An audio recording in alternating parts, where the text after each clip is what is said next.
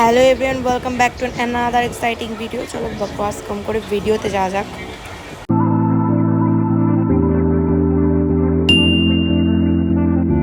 দেখো, আমাদের গন্তব্য ছিল কিন্তু মেইনলি অযোধ্যা। আমরা যাচ্ছিলাম বেনারস এবং কাশীর উপর দিয়ে, গঙ্গা নদীর উপর দিয়ে। এদিকে তোমার নমো ঘাটটা আমরা দেখতে পাচ্ছিলাম, যেটা একদম নতুন হয়েছে বেনারসে। আমরা অযোধ্যা থেকে আবার বেনারসে ব্যাক করতামই, বাট তার আগেই বেনারস দেখতে দেখতে চলে গেলাম। এসে গেছি অযোধ্যা জংশনে। রামসেনা রামসেনা এই যাচ্ছি। আমরা এসে গেছি একদম মন্দিরের রাস্তাতেই। এই পিছন দিকে হচ্ছে স্টেশন, আর এই আমরা যাচ্ছি মন্দিরের দিকে। এই রোডেই আমাদের হোটেল আছে, তাহলে হোটেলে গিয়ে দেখা হচ্ছে। দেখো পুরোপুরি রেডি, এবার চলে যাবো মন্দিরে। প্রচুর বৃষ্টি হলো বাইরে।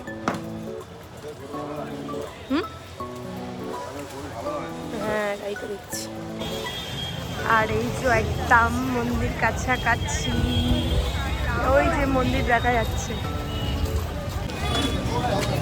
যে যাচ্ছি চারজনে মিলে। এই হচ্ছে মন্দিরের এন্ট্রেন্স, আমরা ঢুকে পড়েছি। এই যে এখান দিয়ে এই যাচ্ছি। চলো, এই এন্ট্রেন্স দিয়ে ঢুকে পড়েছি, এবার এগোচ্ছি মন্দিরের গেটের দিকে। চারিদিকে কিন্তু অনেক মন্দির আছে, বিভিন্ন দিকে, বাইরেও ছিল অনেকগুলো। অনেক সুন্দর সুন্দর মন্দির আছে। আর তারপরে গিয়ে আমরা একটা মেন মন্দিরে পৌঁছে যাব।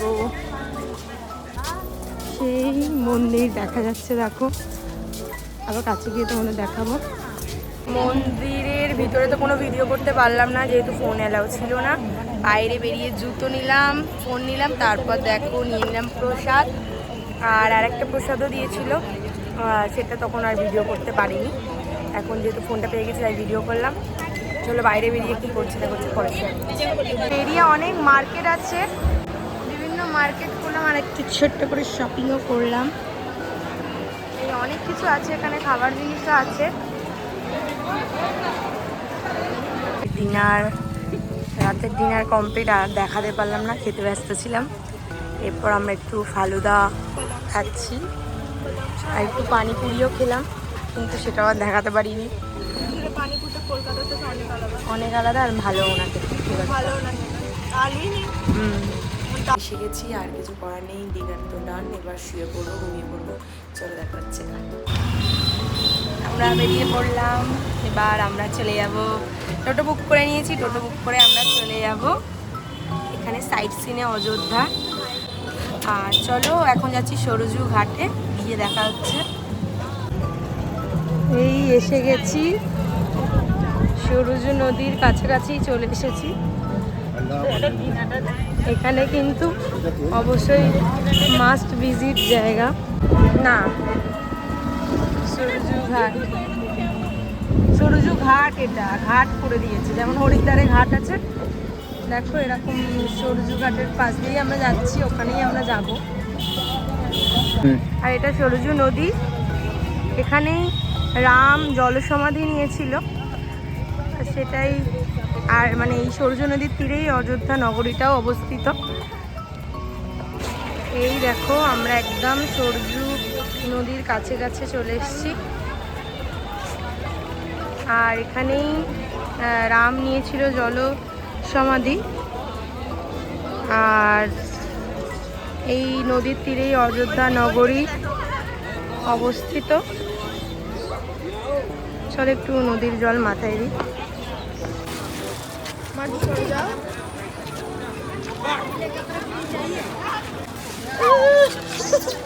এই হচ্ছে ঘাট, এখানে সুন্দর করে ঘাটটা বাঁধানো আছে। আর নদীটা তো তোমাদের দেখালামই। তো আমরা এসে গেছি হনুমানগড়ের কাছাকাছি একদম। এই যে মন্দির, জাস্ট এবার যাবো। এখানে অনেক ধ্বজার দোকান আছে, আমরা ধ্বজা নিলামও একটা করে। দেখো, এই হচ্ছে হনুমানগড়ি। আমরা এসে গেছি হনুমানগড়ির কাছে। হনুমানগড়ি থেকে বেরিয়ে যাচ্ছি, আর এবার চলে যাবো কনক ভবনের দিকে। কনক ভবনের দিকে হেঁটে হেঁটেই এগিয়ে যাচ্ছি। এখানে কোনো টোটোর ব্যবস্থা দেখতে পাচ্ছি না, আর ভীষণ ঘেমে যাচ্ছি, ঠান্ডা জল লাগাচ্ছে।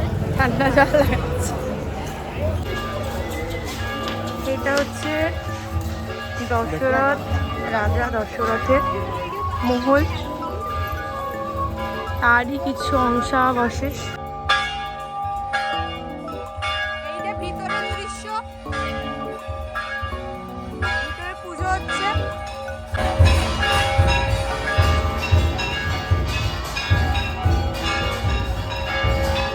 এই হচ্ছে কনক ভবন। আমরা কনক ভবনে এসে গেছি, ভিতরটা দেখি কীরকম। চলো ভিতরে ভিডিও করা গেলে অবশ্যই তোমাদের সাথে শেয়ার করব। চলো, ভিতরের দৃশ্যটা কিছুটা এরকম। চলো ভগবানের দর্শনটা করিয়ে দিই তোমাদের।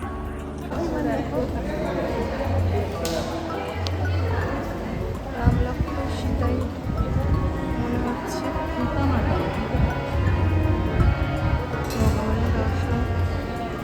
আমরা তো বেরিয়ে পড়লাম আবার, আমরা আবার টোটোতে আছি, টোটো বুক করে নিয়েছি। বাস স্ট্যান্ডে যাবো এবার। বাস স্ট্যান্ড থেকে গিয়ে আমাদের বাস বুক করাই আছে, সিং বাসে গিয়ে আমরা ওখান থেকে করে ডাইরেক্ট বেনারস চলে যাবো। চলো, বাসে উঠে পড়েছি আমরা। সিং বাস থেকে বাস বুক করেছি আর বাসে উঠে পড়েছি। আমি যেন ঝুলসে গেছি, বল, মুখটাও কালো হয়ে গেছে। তাই তো দুপুরে একটু লাঞ্চ করে নিচ্ছি, আইসক্রিম খেয়ে নিচ্ছি। আর আমরা বেনারস স্টেশনের কাছাকাছি দিয়ে চলে যাচ্ছি। আর এই জাস্ট নামলাম থেকে, একটা রুম নিয়ে নেবো। একটু রুমে গিয়ে ফ্রেশ হয়ে আবার বেরিয়ে পড়েছি, আবার টোটো উঠে পড়েছি। এবার যাচ্ছি গঙ্গা আরতি দেখতে। চলো যাওয়া যাক। বেশি হয়নি, আমরা এই বোটে উঠে পড়েছি। আর এবার বেরিয়ে যাব ঘাট দর্শনে, আরতি দর্শনে। চলো, এই ঘাটে বেরিয়ে পড়েছি।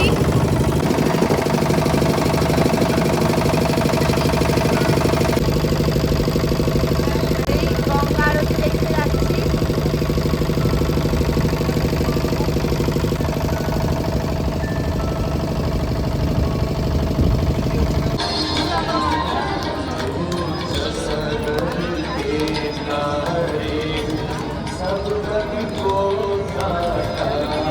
গঙ্গা আরতি দেখে লাঞ্চ করে একেবারে হোটেলে ঢুকে যাই আর দিনটা এভাবে শেষ করি। বেরিয়ে পড়লাম সকাল সকাল, মন্দাদের মন্দির দর্শন করব। আর এই বেরোলাম, আমাদের টোটো কাকু আমাদের নিয়ে যাচ্ছে। আর এই টোটোতেই কথা হচ্ছে। চলো মন্দিরে গিয়ে কতটা কি দেখাতে পারি দেখি। এখন মন্দির রোডে, মন্দিরের একদম কাছাকাছি। মনে হয় না ভিতরে ভিডিও করতে পারবো। চলো দেখা যাক। এখান থেকে একটা ডালা নিয়ে নেবো পুজোর। আজকে লাঞ্চ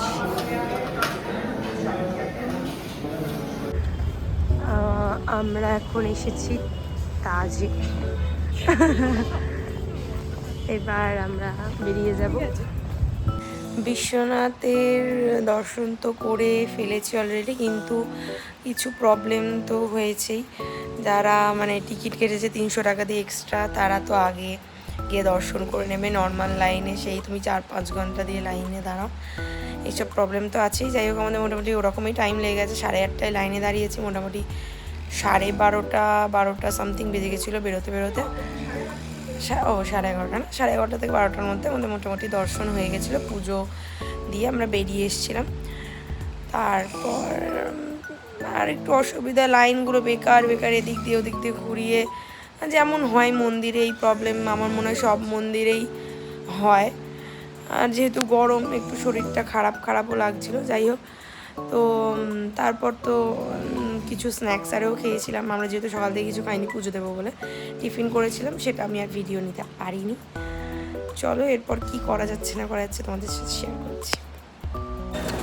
বিকেলে আবার বেরিয়ে পড়েছি সরু সরু বেনারসি গলি দিয়ে। এখন যাচ্ছি মন্দিরে, কালভৈরব মন্দিরে, আর মন্দির থেকে বেরিয়ে ঘাটে যাব। চলো মন্দিরের ভিতরে যদি ভিডিও করতে পারি তোমাদের সাথে শেয়ার করবো। চলো মন্দিরে তো আবার এক রকমের স্ক্যাম ভিতরেই, যে তোমাকে কি সব ধাগা ভাগা বাঁধিয়ে 100-200 টাকা চেয়ে নেবে। আমাকে করতে যাচ্ছিল, আমি 20 টাকা দিয়ে চলে এসেছি, কিন্তু এটা আর কি হতেই থাকছে। আর এটা হচ্ছে মন্দিরের গলি, অনেক পুজো দেওয়ার জায়গা আছে, তোমরা চাইলে দিতে পারো, নাও দিতে পারো।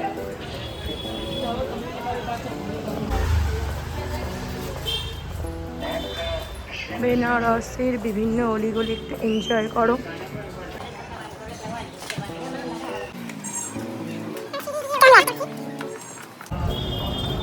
এইটা হচ্ছে টেম্পলের কাছাকাছি এসে গেছি।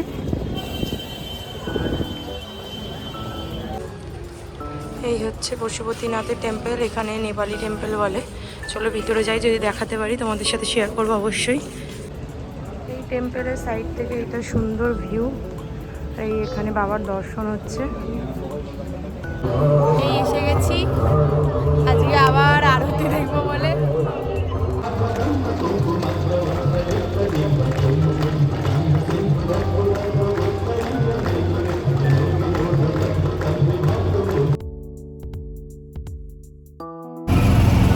আজকে আবার সকালে বেরিয়ে পড়েছি, আজ একটা বৌদ্ধ স্তূপে যাব, আর গিয়ে চলো দেখাচ্ছি সারনাথে যাবো। চলো গিয়ে তোমাদের দেখাচ্ছি এরকম কি আছে না আছে। এই হচ্ছে সারনাথ টেম্পেলও বলতে পারো, বা যাই হোক স্তূপ, বৌদ্ধ স্তূপ। তো এখানে বিভিন্ন মনিস্ট্রি আছে।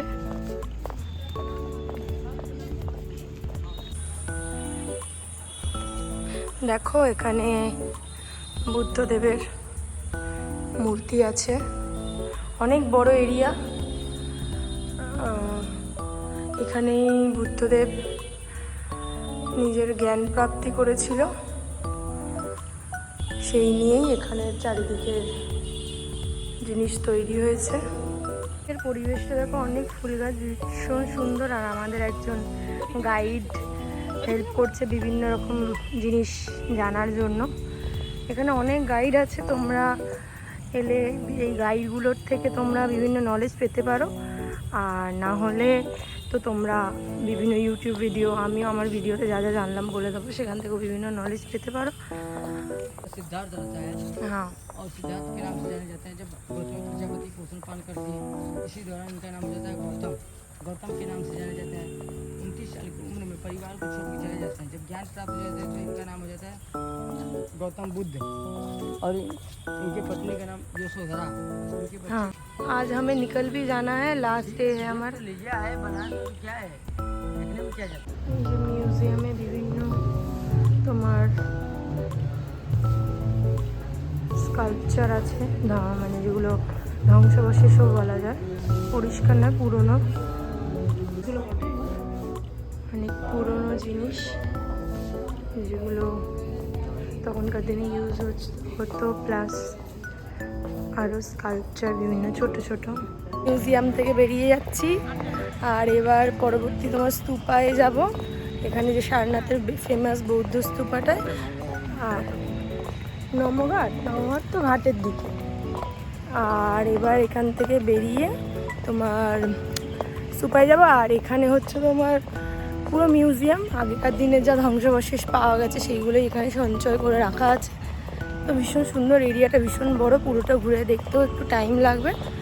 চলো, এই হচ্ছে জৈন মন্দির, ভিতরে নিশ্চয়ই মহাবীরের কিছু প্রতিমা হবে। আর একটা তোমার সুন্দর বৌদ্ধ টেম্পল, পরিবেশটা ভীষণ সুন্দর, দেখতেই পাচ্ছ, প্রচুর গাছ বিভিন্ন। চলো গিয়ে ভিতরটা দেখা যাক, ফটো ভিডিও করা। আজকে দুপুরের লাঞ্চ মাটন বিরিয়ানি। বসে আছি। ট্রেন হচ্ছে তোমার 6টায়, তারপর ট্রেনে উঠে পড়বো।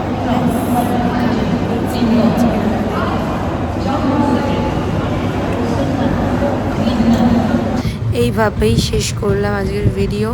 কেমন লাগলো অবশ্যই জানিও, ভালো লাগলে একটা লাইক করে দিও, চ্যানেলটাকে সাবস্ক্রাইব করে দিও। চলো আজকের মতো টাটা।